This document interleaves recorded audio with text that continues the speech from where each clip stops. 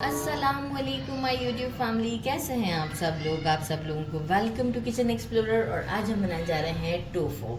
जिनको lactic problem होता है, डेयरी प्रोडक्ट्स नहीं खाते हैं, तो उनके लिए टोफू एज अ पनीर बहुत अच्छा होता है।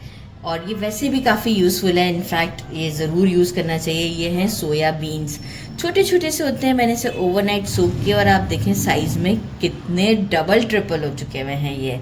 तो इसे अच्छे से वॉश किया था मैंने, क्लीन किया था, फिर इसे ओवरनाइट सोक किया है।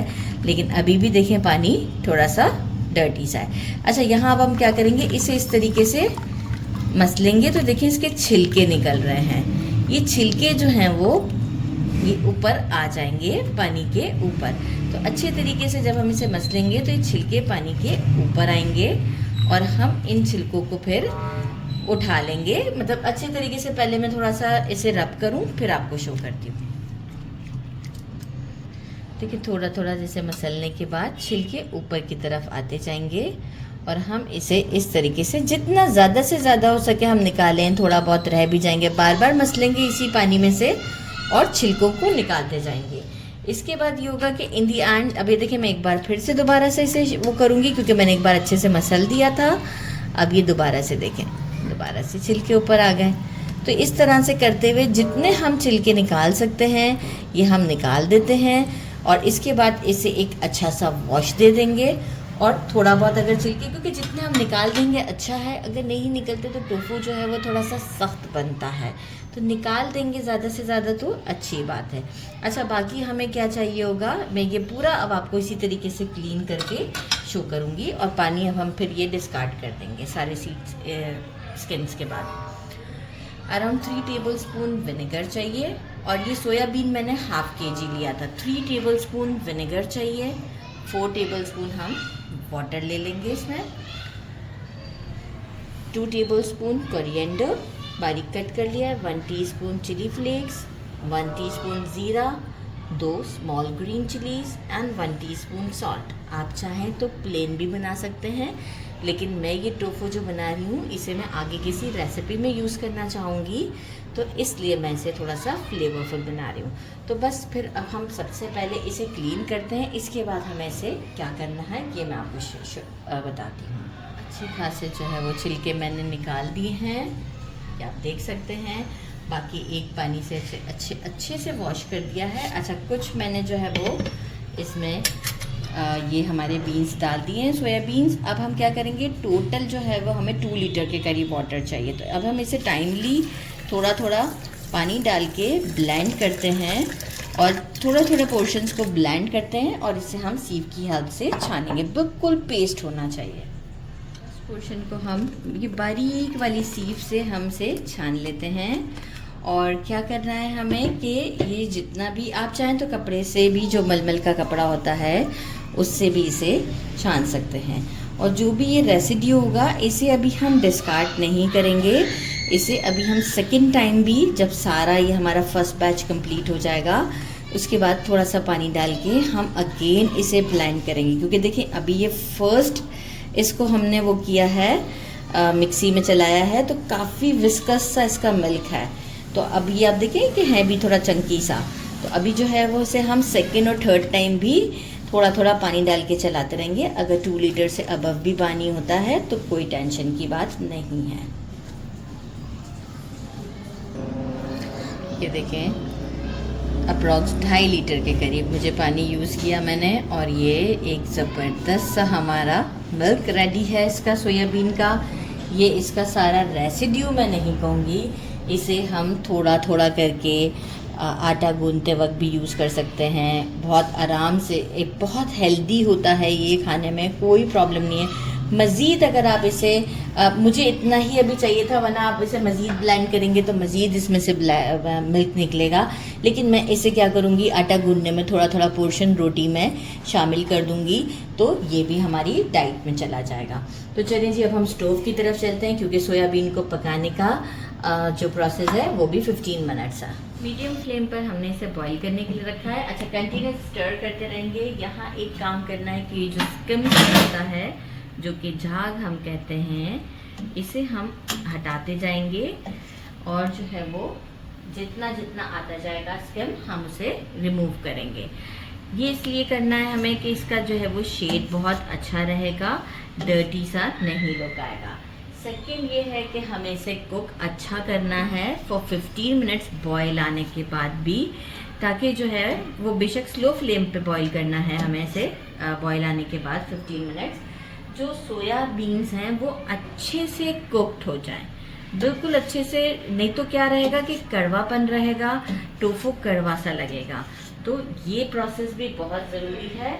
तो बॉईल आने के बाद एग्जैक्ट घड़ी देखकर 15 मिनट्स तक के लिए हमें इसे कुक करना है। तो मैं इसे 15 मिनट्स देती हूँ और आपको शो करती हूँ। 15 मिनट्स हो चुके हैं आफ्टर बॉइलिंग। एक बॉयल आता है मिल्क की तरह, और जो है वो इसके बाद मैंने फ्लेम को स्लो किया और 15 मिनट्स तक कुक किया। ये कुक करना बहुत ज़रूरी है, मैंने पहले भी बताया कि बिटर टेस्ट हो जाएगा।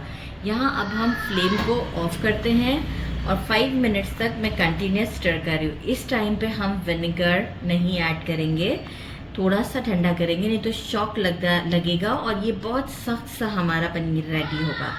तो 5 मिनट के लिए स्टर करते हैं। मैं काउंटर पर ही ले आई ताकि जो है वो आराम से हम यहाँ पे काम कर रहे हैं। देखिए अभी भी गर्म है, लेकिन मैं इसे कंटिन्यूस स्टर कर रही हूँ और जो है वो 5 मिनट हो चुके हैं। Coriander, chilli flakes, salt, green chillies, अगर आप फ्लेवर के साथ बना रहे हैं तो ये सब चीज़ें ऐड कीजिएगा, और अगर फ्लेवर के साथ नहीं बनाना है तो आप इसे प्लेन भी रख सकते हैं, पर इससे लुक भी बहुत अच्छी आती है इसकी। अच्छा, यहाँ अब मैंने विनेगर और वाटर का सॉल्यूशन बना लिया है, जो मैं ऑलरेडी पहले बता चुकी थी कि 3 टेबल स्पून विनेगर ले लेंगे और 4 टेबल या 5 टेबल स्पून वाटर, और एक साथ हमें डालना भी नहीं है, कुछ बच भी सकता है। तो ये आप देख सकते हैं, मैं इसे थोड़ा थोड़ा करके डाल रही हूँ। और अब बहुत जल्दी जल्दी नहीं स्पैचुला को चलाना है, थोड़ा स्लो स्लो चलाना है। वेट करते रहिएगा, बहुत जल्दी जल्दी नहीं डालना है। थोड़ा सा डाला, अब थोड़ा सा डाला, और ये देखिए स्पैचुला चलाना बहुत स्लो स्लो है, जल्दी जल्दी नहीं चलाना है।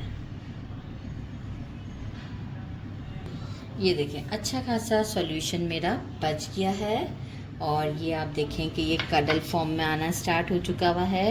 ये कडल्स बन चुके हैं।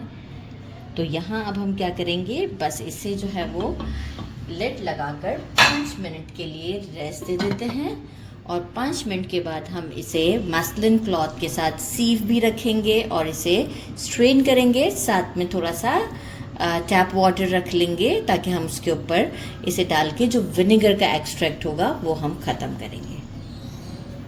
1 मिनट्स का रेस्ट दे दिया है, पनीर सेपरेट हो गया है। एक स्ट्रेनर में मसलिन क्लॉथ ऊपर रख दिया है, नीचे एक पैन रख दिया है ताकि एक्सेस वाटर इसमें चला जाए।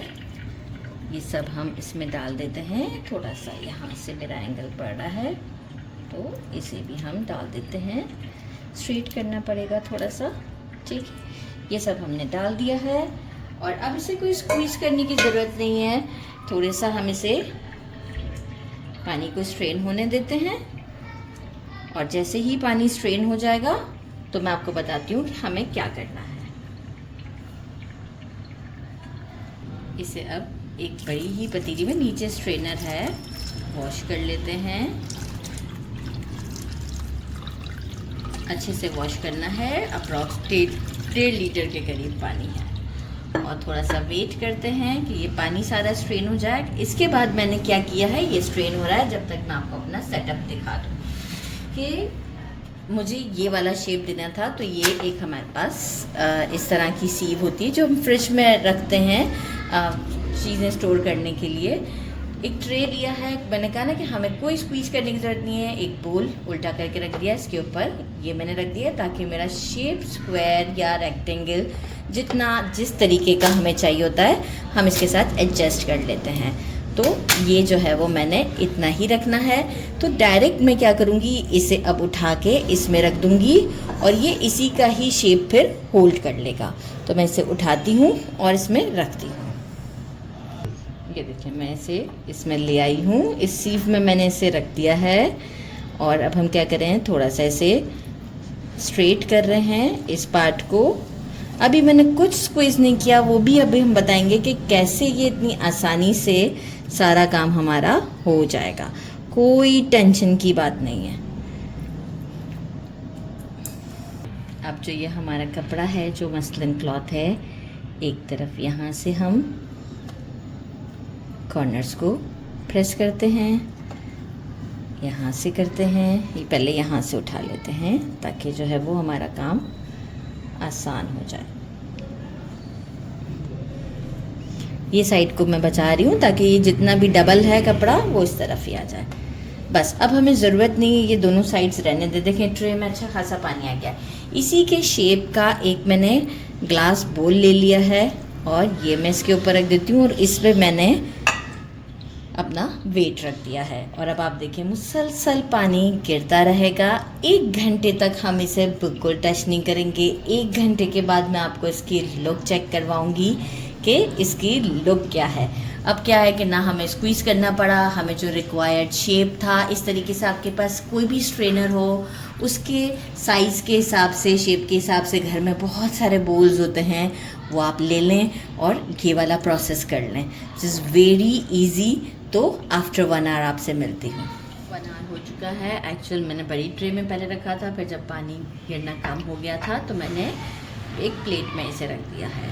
और अब मैं आपको ये दिखाऊं कि ये चेक करें कितना ज़बरदस्त है। इसे मैं आपको दिखाती हूँ कटिंग बोर्ड पर रखकर। मैंने इसे कटिंग बोर्ड पे निकाल दिया है। इसे कट करते हैं, पहले सेंटर से कट करते हैं। बहुत सॉफ्ट है, ज़बरदस्त सा। अब इसके भी हम 2 पीसेस कर लेते हैं। फिर आप जितना रिक्वायर्ड, जब हम इसे सैलेड में डालना चाहें तो जितना रिक्वायर्ड हो आप उतना उसे कट कर सकते हैं। यहाँ अभी मैं आपको थोड़े से बड़े बड़े पीसेस शो करके दिखाती हूँ। सेंटर कट कर देते हैं, फिर कर लेंगे ताकि जो है वो इजी रहेगा। हमें बड़े बड़े पीस कर दिए हैं कि बाद में हमें इसे जितना भी छोटा करना है हम कर लेंगे। It's now time. ज़बरदस्त, ये चेक करें, ये ज़बरदस्त सा है, सॉफ्ट है और ये बहुत ही टेस्टी होता है। मैं ऑलरेडी टेस्ट कर चुकी हूँ और दोबारा टेस्ट क्या करूँ मैं आपको बता देती हूँ कि मैं अभी कट कर रही थी, उससे साइडों से जो भी था वो मैंने टेस्ट किया था। बहुत टेस्टी है।